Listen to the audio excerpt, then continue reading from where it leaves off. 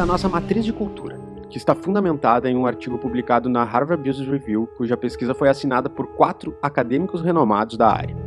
Ela é formada por 2 eixos comportamentais: o horizontal, que diz respeito a como as pessoas tomam decisões no dia a dia, se de forma mais colaborativa, com interdependência, ou de forma mais autônoma, com independência.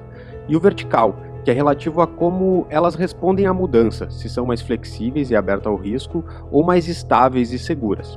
Esses eixos formam 4 quadrantes, e neles temos 8 estilos de cultura. Cada estilo funciona como um arquétipo, que tem características próprias, sobretudo pela peculiaridade e combinação dos eixos.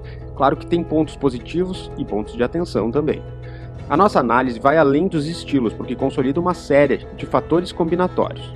Eu vou ligar agora o motor de análise de um exemplo verdadeiro, para explicar como isso funciona. Esse é um mapa de calor de uma empresa do varejo, e os pontos brancos representam a percepção dos colaboradores sobre a empresa.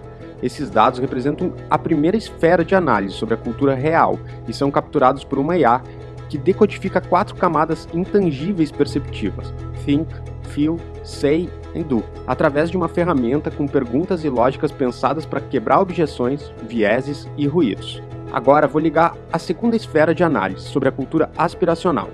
Esses pontinhos vermelhos são gerados por outra IA descritiva, que analisa materiais da empresa, textos e orientadores estratégicos e desenha um mapa de calor do que a empresa está prometendo.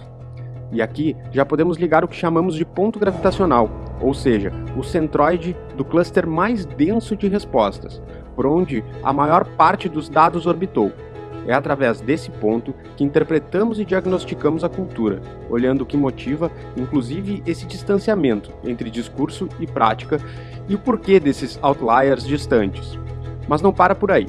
A ferramenta permite uma série de recortes, enxergando o todo, mas analisando as pequenas partes também, como, por exemplo, um olhar sobre a visão específica dos líderes. Ou então, olhar as unidades diferentes, setores diferentes, e até o tempo de casa.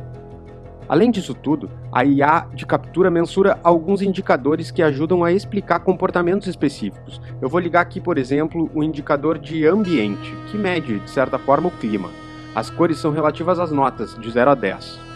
E mostrar também o indicador que mede a percepção de inovação, ou seja, abertura da empresa à diversidade de ideias, ao risco e liberdade para propor e criar soluções.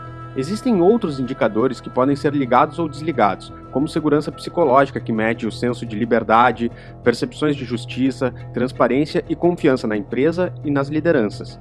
A terceira esfera de análise é sobre o legado cultural, ou seja, os comportamentos e crenças residuais que permanecem na cultura, às vezes desde a fundação da empresa. Esse é o risco que mostra esse legado. Essas são as 3 esferas de análise que possibilitam diversas e profundas análises objetivas, tornando os ativos intangíveis, sentimentos, crenças, símbolos, em dados tangíveis e, sobretudo, mensuráveis.